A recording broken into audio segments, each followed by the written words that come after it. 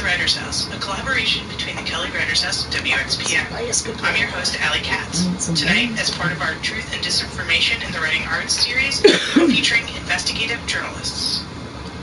Our next journalist is David Campocorda.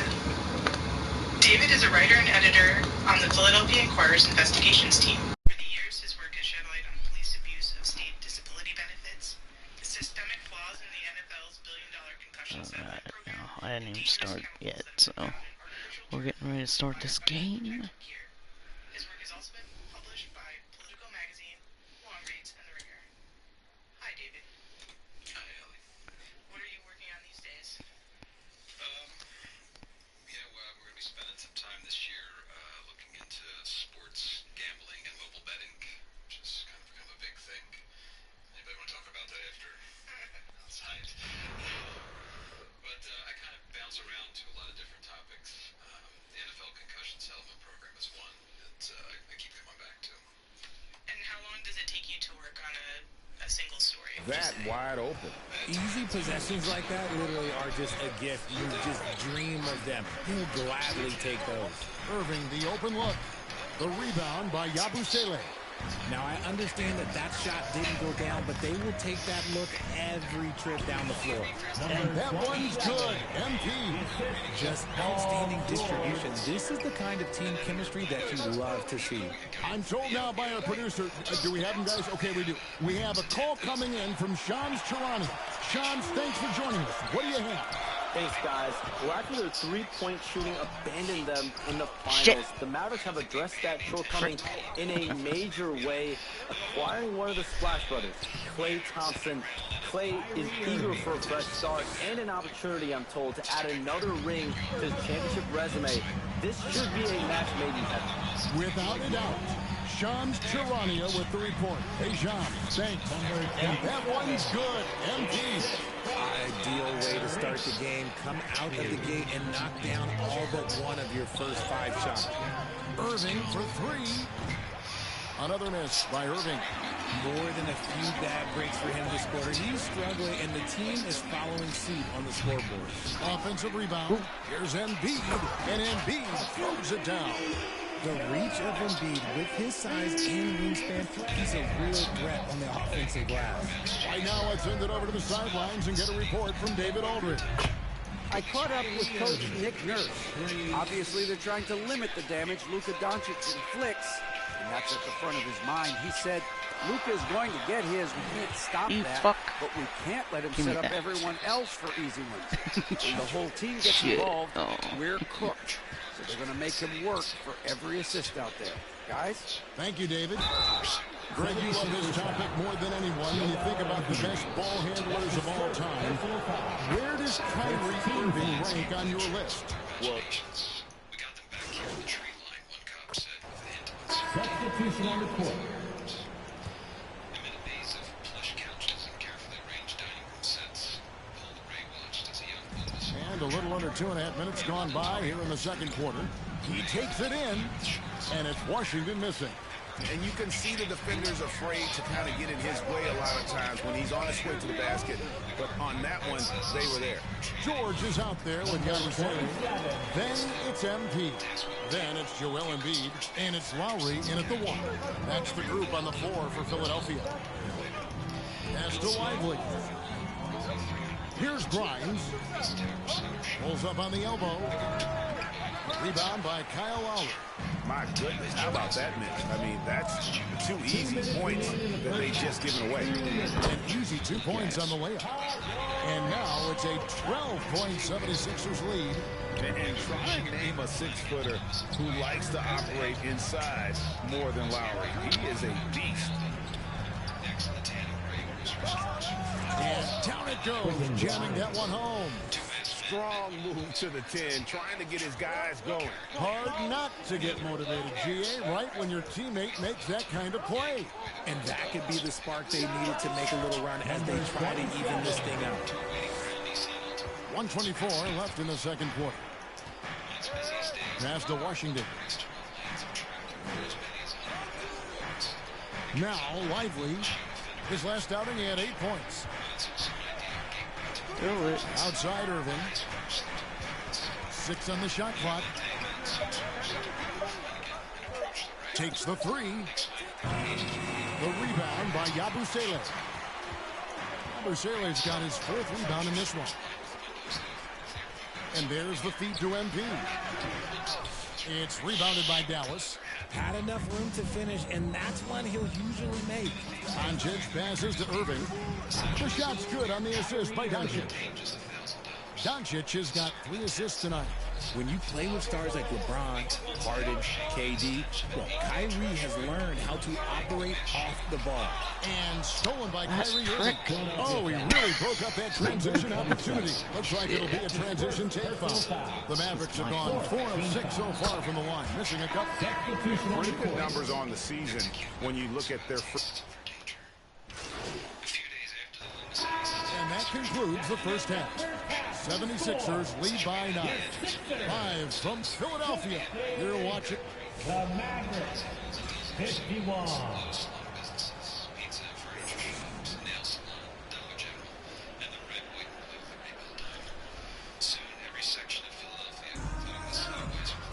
And we've got third quarter of basketball for you. 2 quarters in the books. You look at Kyrie Irving in this game, he has been everywhere. Man, how about the amount he's contributing in the scoring column? Through 2 quarters, he has been terrific. He always wants to be a go-to guy for them. I'm sure he'll be calling for the ball even more in this half. Getting underway in the second half. Here's the 5 for Jason Kidd. The star backcourt, Doncic and Irving are the guard set. Washington and Lively hold down the post for him. And it's Exum in at the small forward. And it doesn't take much for Doncic to get hot. And once that happens, boy, he is almost unguardable. And let's head over to the sideline and catch up with David Aldridge. Well, MP in the last matchup against Boston put on a show. He scored 23 points and did so at a very efficient rate, playing within the flow of the offense. Just another of what has been a string of terrific games from him. He's been really rolling. Guys? Yeah, David, in stretches, he was absolutely dominant. Greg, he'd love to match that performance tonight. Well, this team needs his contributions. When he's right, he makes winning plays time and time again. Expect them to go to him early and often. Don't want to let that hot hand go to waste. And the Mavericks making a change here. Marshall's checked in. Exum with a wide open look. That 3 off the mark. And they've got a big lead, not just on the scoreboard, but really in the rebounding numbers as well. And while Embiid was on record praising the importance of continuity, I don't know that, Richard, the 76ers front office felt the same way. Oh, yeah. What you say out loud versus your actions can be very, very different in this game. When you have a chance to go big game hunting, you do. The goal was to bring in some help for Embiid and Maxey, and they accomplished it. And this is the game plan for him. He's a big part of their floor spacing. Yeah, you got to know where he is at all times, especially when he's roaming around the perimeter ready to fire.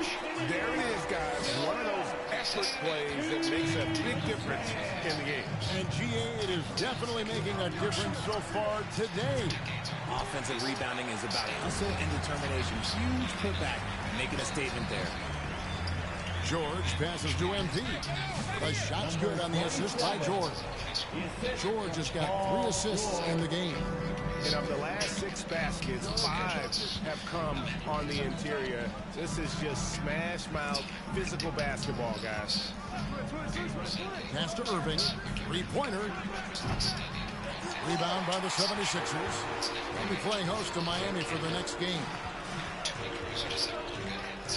Here's George, and again it's Philadelphia. They've got to be confident in that mid-range, and Paul George certainly is. And the Mavericks call time here. Greg, you look at today's point guards, so many different types that can be effective.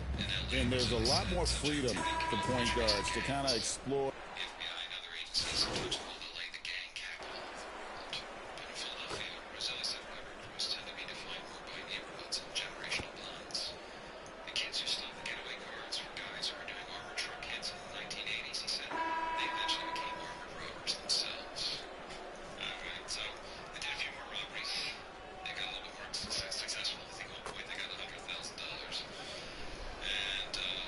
Changes here for the Mavericks. Dante Exum is checked in for Jarek Lively.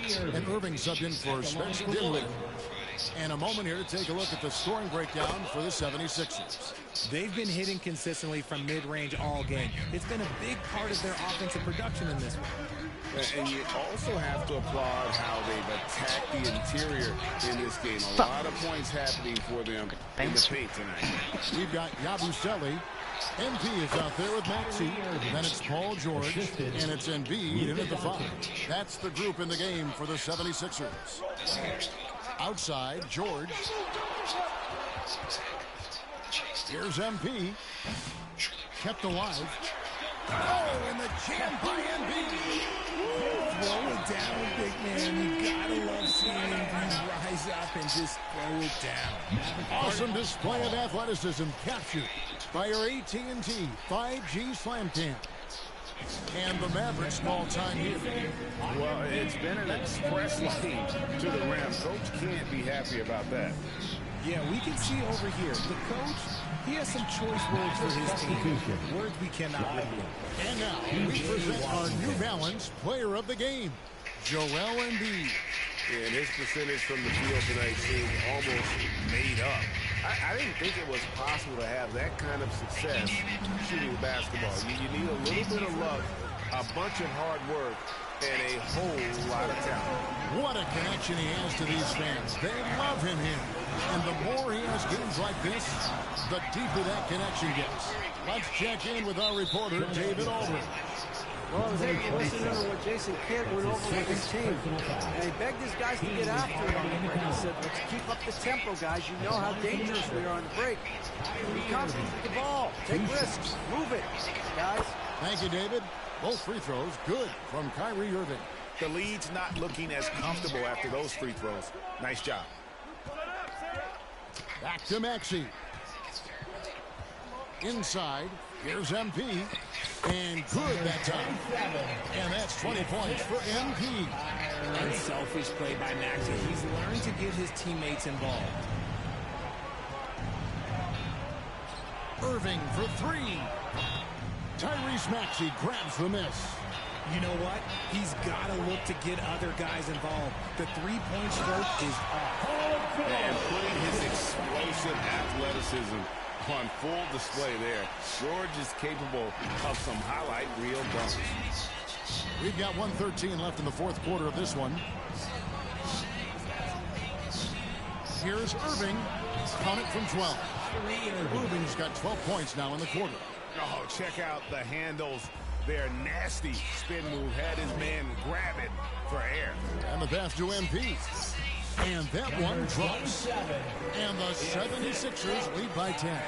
And now as the clock ticks down, this is going to end up as a solid victory here for the 76ers. When you shoot this well from three-point range, you're really hard to stop. The defense didn't rotate out fast enough to stop the hot shooters. Exactly, Kevin. They were lethal from deep. And so taking a look at their season record, this will be win number 31 on the year. And so they win their first game against this squad. It's a 2-game season series, and they'll be going for the sweep the next time they face off. The one player that really stands out, of course, in this one, it was a dazzling game for Joel Embiid. You look at the energy he brought on both ends of the floor, and it's easy to see why he was a difference maker. Here's MP. Here's Embiid. Second shot opportunity. He lays it in. And you can sense that these fans, these players, they are ready to celebrate. It's always nice to perform like this, especially in front of the faithful home crowd. Doncic against Maxey. Pass to MP. Embiid controls the rebound and puts it back up and in. I tell you what, he was on a mission on that possession. Did not stop working until he got it up and in. So it's the 76ers winning this one easily. Even early on in this one, it seemed like they were happy to be playing at home tonight. And it makes a big difference. And once they started to really play in rhythm, you never felt like they had any doubts as to whether or not they were going to win. Thank you for joining us. That'll do it for now. For Greg Anthony, Richard Jefferson, and David Aldridge, this is Kevin Harlan. We appreciate you tuning in tonight. And we'll see you next time. Philly tradition called Funky Friday, every Friday starting at 4, right here at XPN.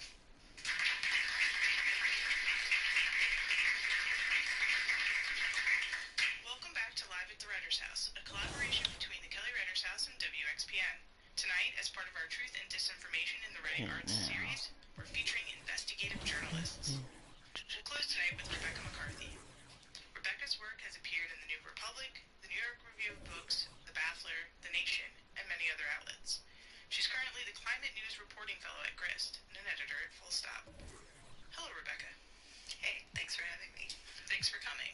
So you do some investigative work, and then you also work in other modes. How does your approach change?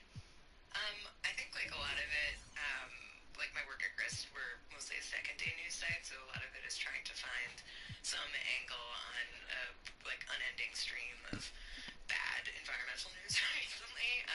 And then investigative work, I mean, the stuff that I do is more accountability journalism, really. So it's like this company is saying that they're able to do this sort of miraculous climate tech thing and figure out whether or not that's true.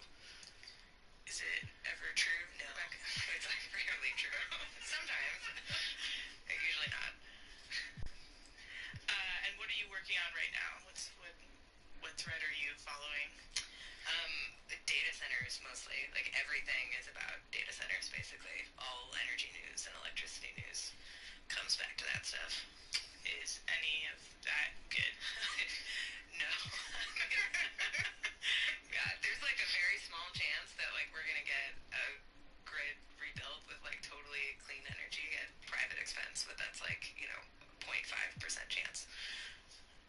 Most of it is like gas plants. We're gonna cook the earth. Well, we'll go back to David's research and investigate the betting markets on Rebecca's odds. And what will you read for us tonight? I'm reading a piece about deep sea mining that it's part of a longer piece for the New York Review of Books. It's basically like there was this one company that is at the forefront of the deep sea mining movement. And I spoke to the CEO about 5 years ago, back when he was making a push that was very environmentally focused. Because basically he was saying that we need to mine the ocean to find these like rare earths and critical minerals that you can find in these nodules at the bottom of the sea. And his rhetoric has really shifted towards sort of national security concerns. He's become very aligned with Trump. And for this article, he did not speak to me on record. But yeah, it's about that. The doomsday fish doesn't look like a fish so much as a hallucination. It appears as a long stretch of ribbon, iridescent, propelled by small undulations of the dorsal fin that leave the rest of its body motionless. It can grow to lengths of 20 or 30 feet and swims like something out of a nightmare, straight up and down. When it closes in on a research buoy camera from deep water, the effect is that of an approaching comet. These are oarfish, the likely culprits behind sailors' tales of giant sea serpents, considered in Japan to be harbingers of earthquakes, and more generally seen as simple bad luck. They've been washing up along the west coast of North America recently, 2 in California in 2024, and 1 in Baja Sur in February. This is unusual in so much as only 20 oarfish have been recorded along the California coast in over 120 years. What's killing them now is unclear. El Nino, maybe, or changes in ocean acidity. All we can be certain of are their corpses. Oarfish live in the twilight zone of the ocean, which is relatively accessible to researchers, but little is known about them. Whatever the cause of death, it's an inauspicious beginning to what may prove to be the decade of deep-sea exploitation. Since 1779, photosynthesis has been the standard issue explanation for the continuation of life on Earth. Plants absorb sunlight, which fuels their metabolism, and create oxygen as waste. This is such basic grade school science it normally wouldn't bear mentioning, but in July of 2024, a team at the Scottish Association for Marine Science reported a startling finding in Nature. On the deep sea floor, where light never penetrates, they claim oxygen is being produced by rocks. These rocks are known as polymetallic nodules, which form over the course of millions of years when small debris, like shark's teeth, become magnetically charged and attract trace metals from the surrounding seawater. The seafloor is covered in a viscous ooze, composed of the compressed skeletons of dead marine life, and the nodules lie strewn above it, packed closely together. The lead author in the study, Andrew Sweetman and his team were investigating the microbial life in this deep sea environment by lowering custom-designed chambers into the depths, creating a seal around seafloor sediment. Generally, the oxygen within the chambers decreases as various organisms consume it. In the nodule fields, against all odds, oxygen levels were stubbornly rising. Rocks don't photosynthesize, and Sweetman, assuming it's harder and salty, sent it back to the manufacturer. The manufacturer returned it, insisting nothing was wrong. After taking nearly a decade of these readings, he realized that the nodules could possibly be splitting seawater into hydrogen and oxygen through a natural form of electrolysis. Much about this process is unclear. It's not known whether the production of what the paper calls dark oxygen is continuous, or if the instruments the team uses to gather data are somehow triggering the nodules by introducing an electrical charge. Sweetman himself handed the unexpected results warily. That paper was written to say, hey guys, there's oxygen production where there shouldn't be. We need to explore it in greater detail, he told me, explaining that oxygen's actual role in deep-sea ecosystems was still a total mystery. But the questions raised by his discovery posed an immediate problem. Sweetman had been hired by Lockheed Martin and a mining outfit called the Metals Company, or TMC, both of whom have been interested in harvesting polymetallic nodules for their constituent metals, cobalt, nickel, iron, and manganese. The company is presumably intended for his research to result in a fairly anodyne baseline study of the seafloor. Instead, it made history. No sooner has his team issued their findings than TMC issued a rebuttal, alleging selective reporting of data to support extraordinary claims. Some independent geologists also expressed skepticism, albeit outside peer review. Undaunted, Sweetman is embarking on another study early next year to confirm his results. This one sponsored by the Nick Boone Foundation. He's also investing, he said laughing, in bulletproof vests. But the response his research provoked offers a glimpse into the debate around seabed mining, which has grown increasingly antagonistic over the past 5 years. Deep-sea mining companies have long presented theirs as an eco-friendly industry, an alternative to dirtier forms of extraction and their attendant human rights violations. Corporations let people down. The CEO of the metals company, Gerhard Barrett, told me when we spoke in 2020. We never want to be that. Environmental advocates and many researchers have dismissed such claims as greenwashing, warning about the enormous risks of strip mining. I like it. Great choice. Carbon cycle to precipitating large-scale die-off of marine life. But the metals company has forged ahead, now with the help of the Trump administration, which has signaled that it intends to start licensing mining operations in international waters. This time around, Barrett declined to speak on the record. Heraldic visions of the green transition still figure prominently in mining companies' rhetoric, but they have been overtaken as of late by warnings about national security. We need these minerals not just for batteries and solar panels, but for the military, as the administration ratchets up its rhetoric against China. For the first time since 1990, the Department of Defense has begun stockpiling cobalt used for alloys and munitions and jet engines. Nickel is in tanks. It's expensive. Yeah, well, I just don't want to get that. We'll walk out with them. Economist and the executive director of the Ocean Knowledge Action Network told me about the U.S. strategic goals. When you start talking about things in terms of national security, all costs are reasonable, even if it means the collapse of the ocean, he said. At least we have weapons.